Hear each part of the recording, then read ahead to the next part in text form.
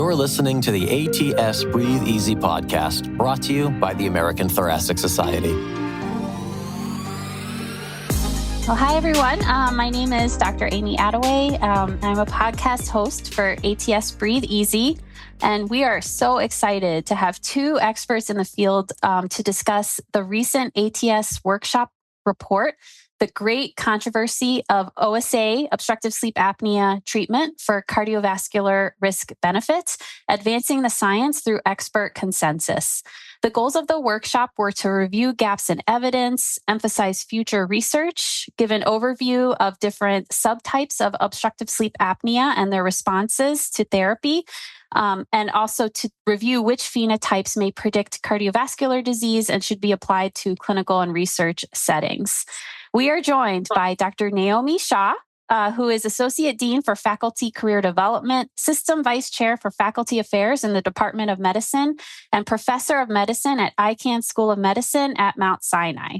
We are also joined by Dr. Mehra, who is Associate Editor of the American Journal of Respiratory and Critical Care Medicine, Division Head of Pulmonary Critical Care and Sleep Medicine, and Professor of Medicine at University of Washington. So thank you. Welcome to you both. Thank you so much, Jamie. Thank you. So we kind of wanted to start out with thinking about, when you're evaluating a patient with obstructive sleep apnea clinically and considering treatment, what are the current maybe treatment paradigms? What medical conditions do you see a clear benefit of obstructive sleep apnea? So I think, Amy, that's a great question. When we see our patients in clinic, the, typical things that, bring them to clinic are their symptoms. Sometimes it's their bed partner. So we review the common symptoms of daytime sleepiness, drowsy driving. Snoring is oftentimes what gets the attention of the bed partner. Witnessed apneas as well. You may hear people saying that they're trying to elbow their partner to get them to wake up because of concern of the witnessed apneas. And then, sometimes we do see folks as well because they're referred, uncontrolled hypertension, atrial fibrillation. That's, and folks, electrophysiologists may be considering ablation and, or heart failure, so there's these kind of comorbidities that you alluded to for which there's concern that there may be untreated sleep apnea that's contributing to that. So, as we see patients, those symptoms are taken into consideration, their comorbidities are taken into consideration, and then we, pursue diagnostic testing and then treatment. And the decisions in terms of the treatment are really guided by the symptoms of the patient, again, the comorbidities, and also as you said, the evidence and the data, that we try to use in our conversations with the patient in terms of treatment. The severity of sleep apnea from the diagnostic testing also kind of, plays into this as well. The clinical trial data, for the most part, really show improvement in symptoms of daytime sleepiness and also reductions in blood pressure, so improvement in blood pressure profiles. Okay. And then I think we had talked a little bit before this, that there's a lot of gaps in the data about how we treat sleep apnea, and that was, and who is treated. And I think that's how the workshop was developed. To really determine how to kind of pull together all these studies that are being done into thinking about how we treat our patients clinically if they have cardiovascular disease. I think Dr. Shah, that was right. You were integral in developing the workshop. If you want to talk a little bit about that. Yeah, thanks, Amy. And I'm really honored to be here today with all of you and with Dr. Mehra. The workshop report actually interestingly came about because I was having a conversation with my division chief, Dr. Charles Powell. And I mentioned to him as a researcher, it's a little hard for me to gauge how I can impact the clinical practice of sleep medicine, right? Because there's always this disconnect between randomized controlled trials or epidemiological studies, but then translating it to the bedside. And he gave me this really great idea of writing a state-of-the-art sort of paper on this topic of obstructive sleep apnea, cardiovascular disease, sort of what are the gaps, but really how do we move the needle on it? And so while this was happening, ATS had, put out a solicitation for these reports and workshops. And it sort of just gave me an idea and an impetus to say, this may be a great place for me to bring what I do in the research space, but also help guide some of the future research. And even though it's not a clinical sort of guideline, which is very different from the ATS perspective, it still will help the clinicians that are in that research space like me.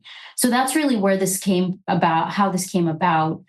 And then I want to really acknowledge the efforts of all of the contributors, including Dr. Mehra and the PIs of all of the randomized controlled trials and the epidemiological studies that help us put this together. And my mentees, Dr. Oren Cohen and Vaishnavi Kundel, who did a lot of the really day-to-day follow-up and the planning around it. So, it's a team effort is what I want to emphasize. And it really allowed me to bring all of the folks that have contributed to this space in one room. And it was really heartwarming to see that at ATS, where all of us were in one room and really discussed the science that I'm so passionate about for 2 decades.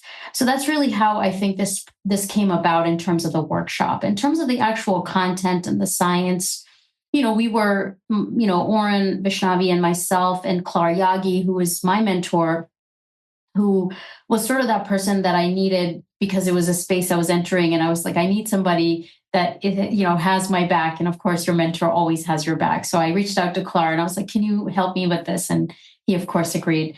So we had a vision for it. And what we wanted to do was to really dissect epidemiological and RCT, randomized clinical trial data, to the best of our ability, bring the gaps to the other co-authors and have them sort of contribute to areas that we may not be experts in, but also help us identify the gaps from a research perspective. And so that's really what the workshop is about. It's a summary of where we sort of have been, what are the current challenges for obstructive sleep apnea, cardiovascular disease research, and where do we need to go forward? And I'll stop there. Happy to expand on any of that.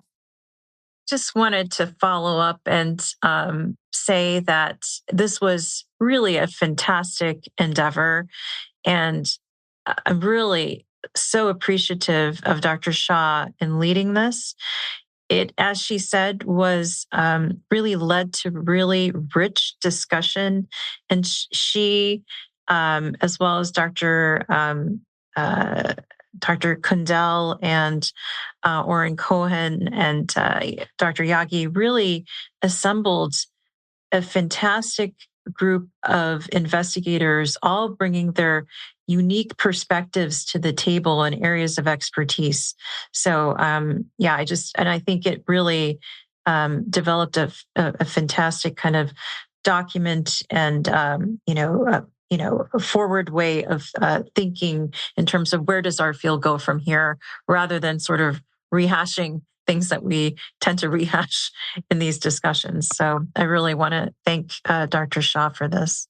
Yeah, I love the idea of kind of getting everyone in the room because I think everyone has their area that they're really focusing on, whether it's observational or mechanistic, like bench studies or randomized control trials.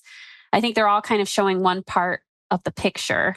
And I think that was one of the things you wanted to discuss further, like how, what have we done in previous literature and how do we move that area forward, right, Dr. Shah?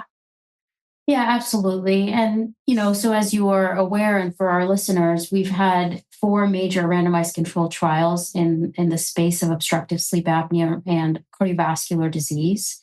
And all of them in the intention to treat analysis has not shown a demonstrable effect of CPAP therapy on major adverse cardiovascular events, primarily myocardial infarction, stroke, and cardiovascular death. And that was a pause for the field, because we have had observational data over the last 2 decades that has strongly suggested sleep apnea as an independent risk factor. I'm talking about obstructive sleep apnea for major adverse cardiovascular events, which I will refer to as MACE moving forward. And, when we saw that it did not, pan out in the randomized controlled trials when obstructive sleep apnea was taken away with primarily treatment of CPAP, which is continuous positive airway pressure, we were all puzzled. We didn't fully understand. There were, of course, reasons for it that have been sort of postulated, including that maybe the observational data had more residual confounding that may have contributed to an overestimate of the association that was probably not as strong. That maybe adherence to CPAP, which was about 3.5 hours in the SAVE trial, was not enough to see an effect on major adverse cardiovascular events. Maybe this is not generalizable to the patients that we see, as Reena mentioned earlier about the sleepy patients. We are seeing patients that are very sleepy. Most of these trials included patients that were not sleepy. So I think that there are many reasons, but these are just some that come to mind. And so then we said, well, what do we do with the patient that's sitting across from you? And I see these folks in Manhattan quite often, where they come to you, they say, I've just had a stent placed in my coronary artery and I was diagnosed with obstructive sleep apnea. What do I do? Do I use CPAP? Is it going to change how many more heart attacks I have down the line? And these are real questions that I was facing. And so the workshop report has helped us identify areas where we can have these discussions. And my own research has sort of made me pause even more about the role of obstructive sleep apnea, where, when I finished my fellowship at Yale with Dr. Clara Yagi and Dr. Vahid Mohseni, I found, again, in observational data that obstructive sleep apnea was an independent risk factor for myocardial infarction and coronary heart disease-related deaths. So when I then took on an attending position, I designed a study to say, well, if sleep apnea increases the risk of a myocardial infarction, my hypothesis was that it would probably result in a more severe myocardial infarction, meaning a greater size of the heart that's damaged from, a blocked coronary artery. And to my surprise, that's not what I saw. I found that individuals with obstructive sleep apnea diagnosed in the acute setting of a myocardial infarction actually had less severe myocardial infarctions measured using troponin as a surrogate. So, I have sort of paused and thought about this, and there are some ideas that came to mind, including ischemic preconditioning and enhanced coronary collaterals, which I'm happy to go into. But really, that was another reason for me to pursue this, because I'm not fully convinced that all obstructive sleep apnea is pro-atherogenic and universally leads to more MACE events. The ATS 2025 International Conference returns to San Francisco, May 16th to the 21st. Members get a discount on conference registration, so become an ATS member or renew your membership to take advantage of these savings. At ATS 2025, you can network with colleagues, find your next research collaborator, listen to patient stories and get inspired, and be among the first to learn about breaking news in pulmonary medicine. Register now to attend. Go to conference.thoracic.org today. Yeah, I think that's the tricky part, right? So everyone's kind of studying one aspect of obstructive sleep apnea, but there's actually, there's many things happening at once physiologically in our patients. And how do we tease apart the therapies? How do we have one overarching treatment therapy when there's so many things happening physiologically? I think that's really interesting to me. I do, as a part of basic science, we kind of focus on one tiny thing and study it. But anyway, so I think, and there's Dr. Mehra has also studied hypoxia as well, which I thought was so fascinating, kind of another side of the coin. Yeah, absolutely. I think what you said really resonates. And I think Dr. Shah did such a tremendous job of framing the challenges of these clinical trials. And, again, where do we go from here? And some of the underlying complexity, as we've been discussing, is that, there are these different aspects to the pathophysiology of sleep apnea in terms of what underlies the reason for why these apneic events are occurring, and these endophenotypes that are coming to light in terms of the loop gain, the ventilatory instability, the muscle responsiveness, the arousal thresholds, the critical closing pressure, these different aspects that actually contribute to the actual manifestation of the apneic event, and then the consequences of those apneic and hypopneic events, right? So we have a myriad of consequences. The intermittent bouts of hypoxia, which is, again, a bit different than sustained hypoxia, and even this overlap hypoxia that I think is very interesting when you have, sleep apnea in addition to, say, COPD or pulmonary hypertension. What is the interplay and implications of that overlap hypoxia? You have the autonomic nervous system alterations, intrathoracic pressure alterations, upregulation of systemic inflammation, oxidative stress. So all of these then physiologic ramifications from the actual sleep apnea itself that then over time, so probably acute negative consequences, and then subacute and chronic detriment that's exerted then by these night after night exposures to these physiologic stresses. And you brought up a good point, Amy, in terms of the lumpers or splitters, I guess is the way to kind of put it. Do you kind of look at each aspect of that detriment, or do you look at it in totality, recognizing that that is kind of the reality of what the patient is experiencing, and there's probably synergy and interplay between those different mechanisms? I think to cleanly look at each one is interesting in terms of understanding the mechanism, and then understanding the interplay is also important, because then that really is, again, more of the reality of what the patient's experiencing and can better help you understand how it relates to adverse clinical outcomes. But hypoxia is really interesting. So traditionally in our sleep studies, we've simply just looked at the number of times somebody is experiencing these desaturation events.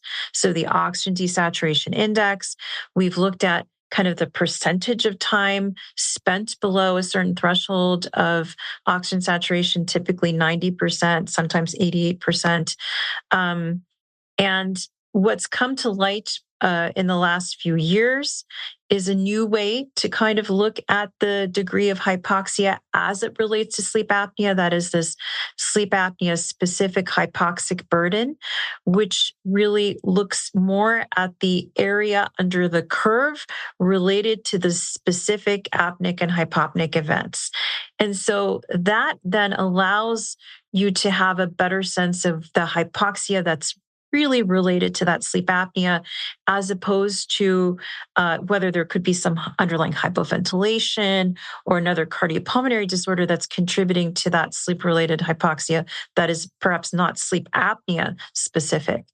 And with this new, relatively novel, measure now, which is now being looked at in relation to many outcomes, it's been shown that in several epidemiologic studies, the outcomes of sleep disorders in older men study, the sleep heart health study, that this measure in particular perhaps holds value greater than our traditional measure of apnea-hypopnea index, which is getting at kind of the just frequency of how many times these apneas and hypopneas are occurring per hour, but really getting a sense of that sleep apnea-specific hypoxia seems to be a pretty strong predictor of cardiovascular specific mortality, overall mortality in these epidemiologic cohorts. And more data since that time has been published, specific to heart failure, incident heart failure, specific now to some even neurologic outcomes. And just recently, also parsing out kind of the sleepiness versus the sleep apnea specific hypoxic burden and what that interplay is, as we have been discussing that sleepy phenotype unto itself seems to portend worse cardiovascular outcomes.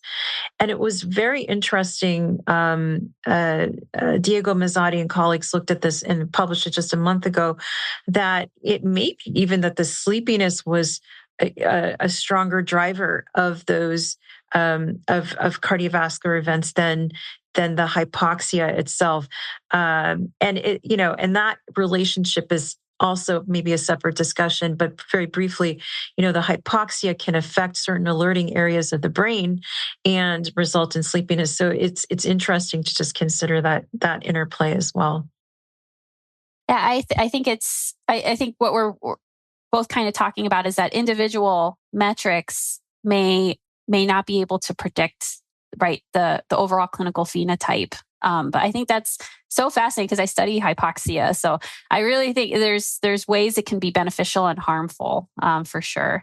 And so I think given these issues of kind of focusing on these individual metrics and assessing obstructive sleep apnea related cardiovascular risk, how can we move the field forward? I think that was a big part of the workshop, right? How do we move this field forward, knowing these gaps and these areas we need to focus on more? Yeah, and that was really a great discussion and overview of where sort of these individual metrics stand. So thank you, Dr. Mehra, for going over that, because I think that's something that I've noticed in the field is that, we are constantly moving in a direction that's getting us to the answer. And I think that's what I love about sleep medicine research is that we have such an amazing community of researchers that are so dedicated to this. And it's really an honor and a privilege to be a part of this research community. I can't emphasize that enough.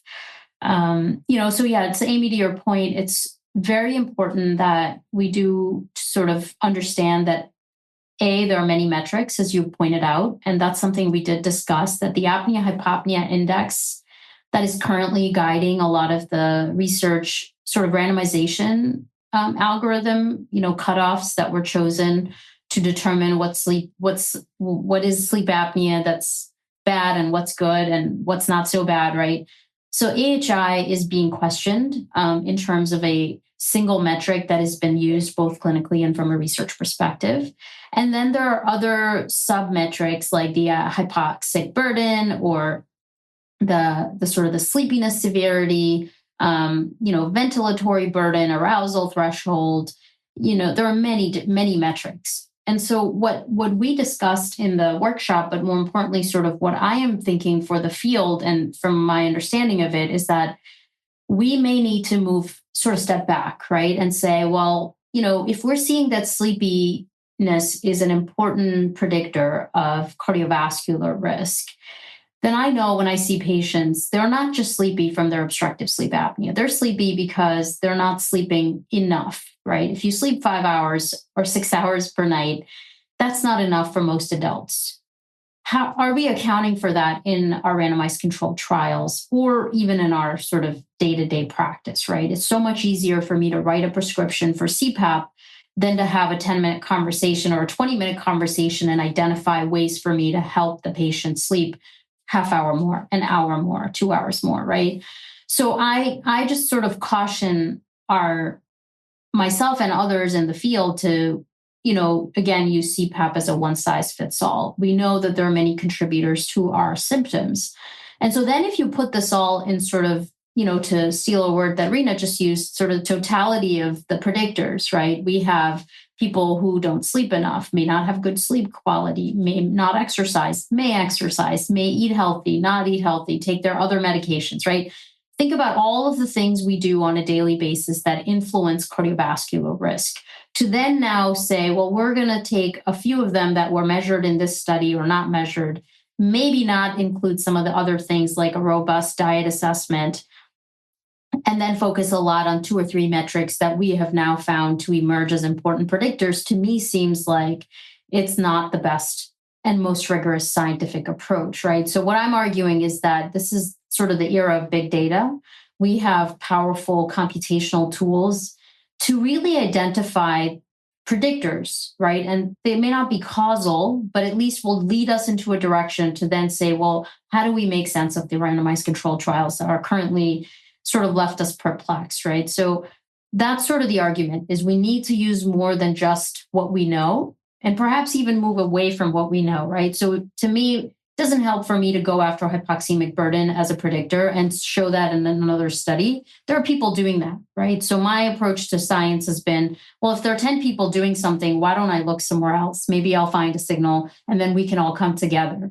So I think as a field, we need to stop replicating things that are being done. We need to find new directions, right? So that's just a personal opinion. It may not be fully in agreement with everyone, but so I don't know if I answered your specific question, but those are just some things that I've been sort of thinking about on a daily basis. I can piggyback on that. Neomi, you bring up such good points. And I think I'm seeing a consistent theme with you about challenging the existing paradigms and pushing forward in different directions. And I think that's exactly what we need to be doing. I mean, with your prior research, with your findings with hypoxia, that kind of really challenged the way we think about potential neovascularization or other reasons why it could be protective. And I think these are such important things for us to be not dismissing, but really looking into and understanding, well, why is this the case? And I just wanted to, you brought up some points that I think are really important. It's not just, sleep apnea. There's more to it oftentimes in terms of the insufficient sleep that could be contributing in terms of insomnia, comorbid insomnia, which in of itself is associated with the heightened sympathetic activation state. So you're right. We're not really in the clinical trials. I don't think those aspects of other sleep disorders are really being as paid attention to, and may have led to some heterogeneity there that could be contributing to the results that we're seeing. And agree as well. I mean, the sleep apnea specific hypoxic burdens there, heart rate arousal response is being looked at as a measure of autonomic surges, pulse wave amplitude differences, other measures as well. And agree that, what we tend to do is focus on that one measure and how that relates to a clinical outcome. And while there is value in that, and I have done that myself, in terms of, maybe these different aspects of the pathophysiology are differentially related to these cardiovascular outcomes, I agree that the reality is that this is just so complex, and we have access. We are very fortunate to have access to rich data that's being collected from our patients and research participants that have, all these physiologic signals, breathing, heart, muscle, just a whole gamut of biology that's collected for hours upon hours. So, to be able to tap into that in a more holistic standpoint, using novel approaches to really glean the information from it to then inform how we are caring for our patients, I think is agree that I think that's the direction we should be going. I think that's such an important point. at one point looked at the randomized controlled trials, the large ones that have been done in our field, and about 70% or upwards were male participants. So women are really underrepresented in a lot of these clinical trials, not all of them, but a lot of them. And also, underrepresented minorities, people from disadvantaged backgrounds. We're not really looking or taking into consideration, social determinants of health. So agree. I think that is a real problem that we need to pay attention to as we are designing future trials.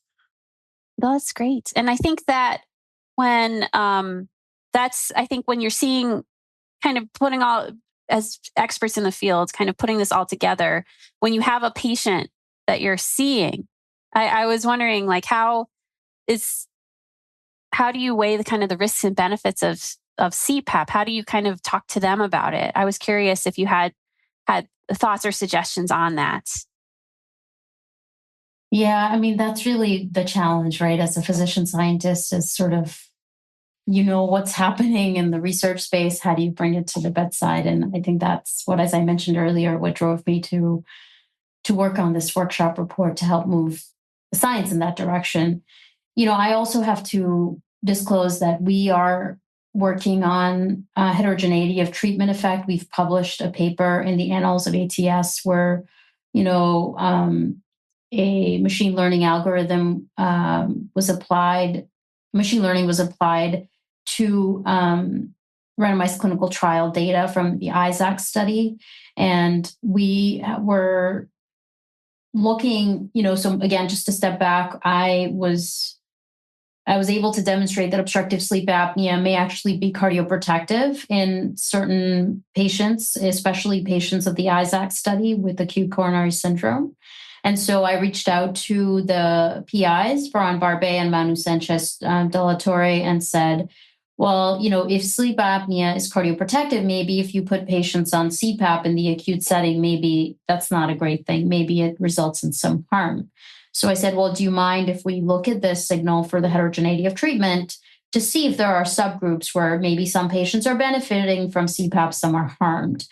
And so we were, we were very interested in looking for this. And when we applied machine learning, we were able to actually identify these subgroups who were harmed. One of the subgroups was harmed. We did not externally validate this. So, of course, that is something for us to be doing, and we're actively working on it. But it just, again, made me pause, right? And my biggest thing in my clinical practice is that if I can't fix a patient, I will continue to work on it, but I do not want to harm them. I couldn't live with myself, right? Especially when I'm working on this in the side. And so I have a very frank discussion with my patients that I've been working in the space. This is what my research shows. These are the gaps, flaws in my own research, and I'm working to improve them.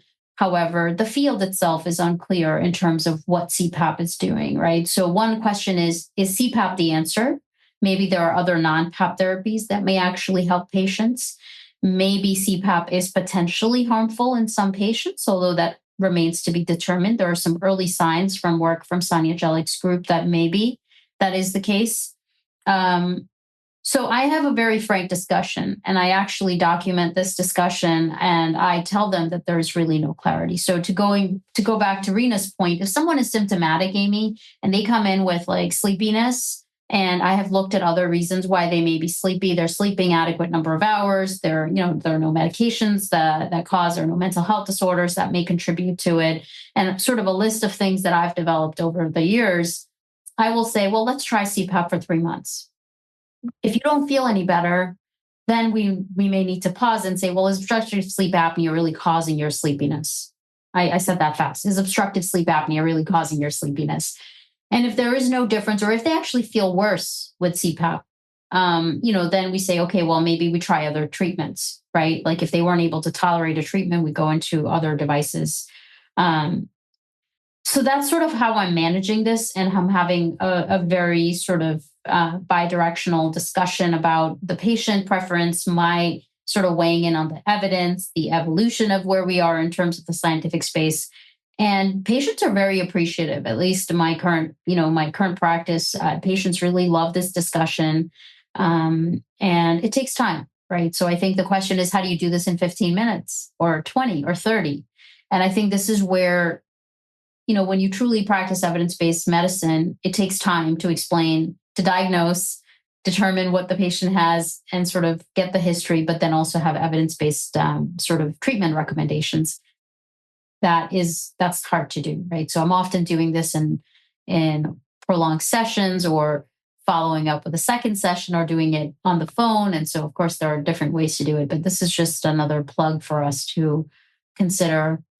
That it's not as simple as just writing a prescription for CPAP, which, a lot of my non-sleep colleagues think that that's all we do. That's, of course, not all we do. So I could piggyback on that. What a wonderful description of how you approach things, and aspirational, really. And I think that is how it should be. And I try to do use a similar approach where, I just will, if somebody's symptomatic, that's a bit easier, right? Because it's the symptoms that have driven them to see you. And then you can say, well, let's attempt a trial of treatment and see if that gets you feeling better. If it does, then we have our answer that the symptoms you're having are attributable to untreated sleep apnea, and we continue because it's improving your quality of life. Where it gets challenging is, maybe their cardiologist or someone else refers them, right? And they have atrial fibrillation. They're scheduled for an ablation. And the thought is, well, if I have my patient diagnosed and treated for their sleep apnea before that ablation, some of the data are showing that we actually can improve outcomes and have reduced recurrence of that atrial fibrillation. Although there's no randomized controlled trials that have shown that, there are certain interventional studies which have limitations, but yet are very consistent in their findings. So then agree then with Neomi's approach in terms of having a frank discussion with the patient. There's a lot of data that seem to suggest that treating sleep apnea may improve outcomes, but we don't have definitive data. And then it's sort of then having a discussion with how receptive is the patient in to the treatment. And, and part of that may be symptomatically based. If they're more sleepy, they may say, oh yeah, I really, or fatigued, they may be more receptive to the treatment. And, historically, it's been kind of the quote unquote one size fits all CPAP. And now it bears mention that we have more options in our treatment armamentarium in terms of oral appliances, hypoglossal nerve stimulation, and other treatments where, it may be that certain individuals with certain endophenotypes or responsiveness to treatment may do better with one versus the other. And our field, I think, is migrating towards that. And now, of course, with pharmacologics, tirzepatide, with the recent SURMOUNT OSA trial, these dual pharmacologics with atomoxetine, oxybutynin, other pharmacologics that are now being looked at as well. So we see our options are expanding in terms of what we can offer our patients. And I think, the work that Neomi's doing is really important to understand, well, which groups are really going to benefit from these treatments, the various treatments, which ones maybe are we causing some detriment, that we weren't aware of. So I think that research and that line of research is so important to really help inform our approaches. I just want to thank you both so much for participating in the podcast. And we really look forward to how you're kind of moving the field forward in the future.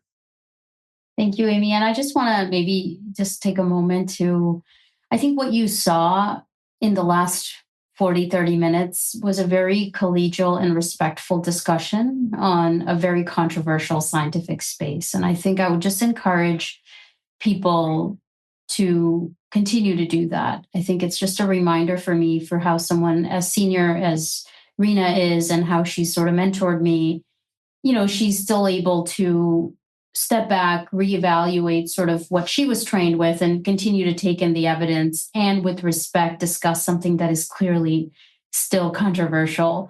And so I think that she's such a great role model of how she does it with so much professionalism and mutual respect, still conveying what the current state is. And I just think that we need to do more of this mindful, respectful, collegial, scientific conversation. So you can choose to leave this in the podcast or not, but I just mentioned that to you, but it's not something I take for granted. So I appreciate that, Reena. Oh, Neomi, I feel the same about you. I think the world of you, and I admire you pushing boundaries in our field and your leadership and your friendship. And I think I hope you do include this in the podcast, because I think this is a great example also for early career investigators. Our field of sleep science is really a collegial one and collaborative one. There are some contentious conversations, but all in the spirit of trying to advance our field. And I think the mentors that we've had have had such a great impact on us, and the relationships you form, and the phenotype, if I can use the word, of person that's in sleep science is just one. I think that's very, approachable and inquisitive, because this is, sleep medicine's a relatively young discipline compared to other disciplines as well. So I'll leave it at that, and truly value friendship and collaboration with Neomi. Thank you both. I totally agree with both of you about how wonderful you both are. So thank you both. Thank you for joining us today. To learn more, visit our website at thoracic.org. Find more ATS Breathe Easy podcasts on Transistor, YouTube, Apple Podcasts, and Spotify. Don't forget to like, comment, and subscribe so you never miss a show.